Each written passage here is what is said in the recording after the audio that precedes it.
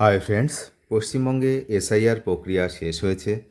এখন সবচেয়ে বড় প্রশ্ন হচ্ছে যে কারা ঠিকঠাক ভোট দিতে পারবেন আসন্ন নির্বাচনে।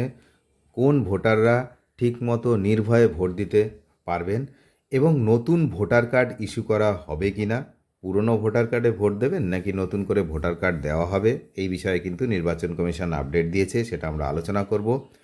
আর হচ্ছে আরেকটা বিষয়, ভোটার কার্ডের আপডেটের সঙ্গে কারা নিশ্চিন্তে ভোট দিতে পারবেন, আর যারা ট্রাইব্যুনালে রয়েছে, যে সমস্ত নামগুলো ট্রাইব্যুনালে রয়েছে বিচারাধীন, তো তাদের কি হবে। তো পুরো বিষয়টা কিন্তু এই ভিডিওতে আমরা আলোচনা করেছি। আপনারা দেখুন যে ভোটার কার্ডের বিষয়টা এবং এসআইআর নিয়ে সার্বিক আলোচনা এই ভিডিওতে হয়েছে, যে পুরনো ভোটার কার্ডেই ভোট হবে নাকি নতুন পাবেন। এসআইআর শেষে কিন্তু সবচেয়ে বড় আপডেট এই মুহূর্তে। 2026 সালের ভোটের আগে ভোটার তালিকা সংশোধনের প্রক্রিয়া অর্থাৎ এসআইআর কিন্তু শেষ হয়েছে। এই প্রক্রিয়ায় বহু নাম যাচাই বাছাই করা হয়েছে, অনেকের নাম বাদও পড়েছে, আবার অনেকের নাম নতুন করে যুক্ত হয়েছে। এখন সবচেয়ে বড় প্রশ্ন, ভোট দিতে গেলে কি নতুন ভোটার কার্ড লাগবে নাকি পুরনো কার্ডেই কাজ চলবে।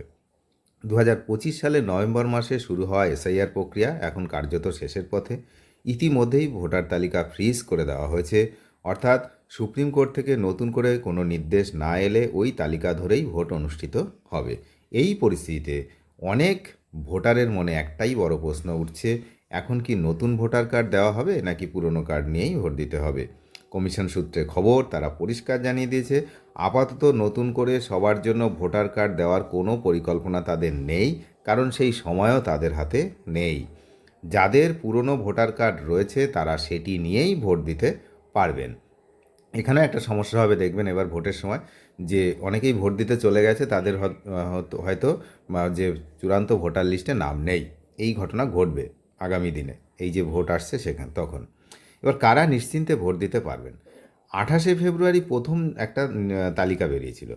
সেই তালিকায় প্রায় 60 লক্ষ নাম অ্যাডজুডিকেশনের জন্য রাখা হয়েছিল। পরে যারা বিচারপতিরা ছিলেন, বিচার করেছেন, আপনারা জানেন অনেকগুলো স্টেপ পার হয়েছে। তো এই প্রক্রিয়ার মাধ্যমে যে নামগুলো নিষ্পত্তি হয়েছে, এরপর ধাপে ধাপে কিন্তু এই সাপ্লিমেন্টারি ভোটার তালিকা প্রকাশ করা হয়েছে, আর সেই কাজও এখন শেষ।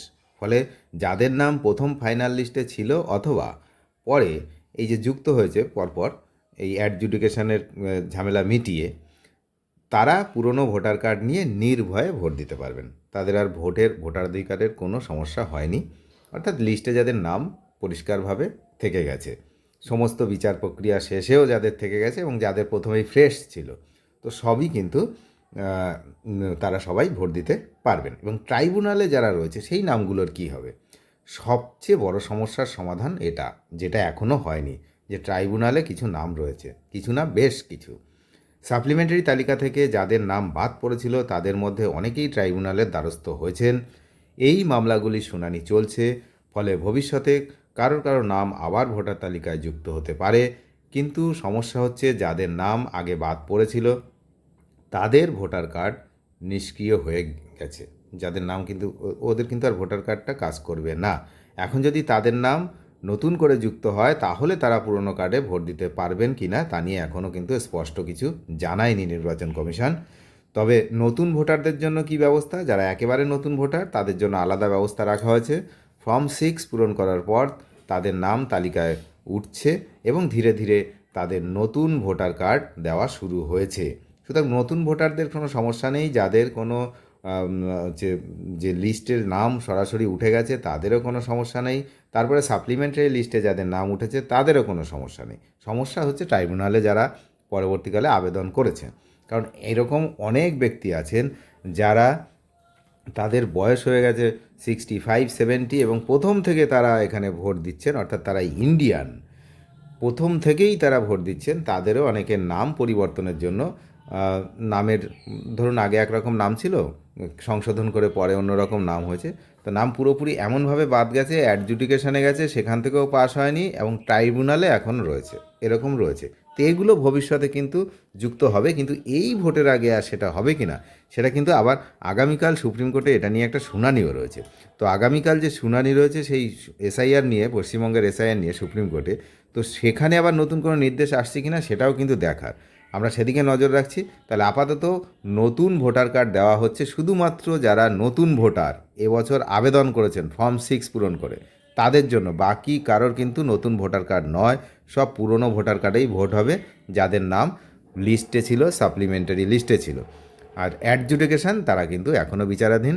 এবার কালকের নির্দেশের পরে কি হয়, যেহেতু ভোটার তালিকা ফ্রিজ করে রাখা হয়েছে সুপ্রিম কোর্টের নির্দেশ না আসা পর্যন্ত, ওখানে কিন্তু আর নাম অ্যাড হবে না, বেরোবেও না। অনেক ধন্যবাদ শেষ পর্যন্ত দেখার জন্য। আমরা নজর রাখছি, আপনারা নজর রাখুন। চ্যানেলে যারা নতুন তারা নিয়মিত আপডেট পেতে অবশ্যই চ্যানেলটিকে সাবস্ক্রাইব করে সঙ্গে থাকবেন। ধন্যবাদ।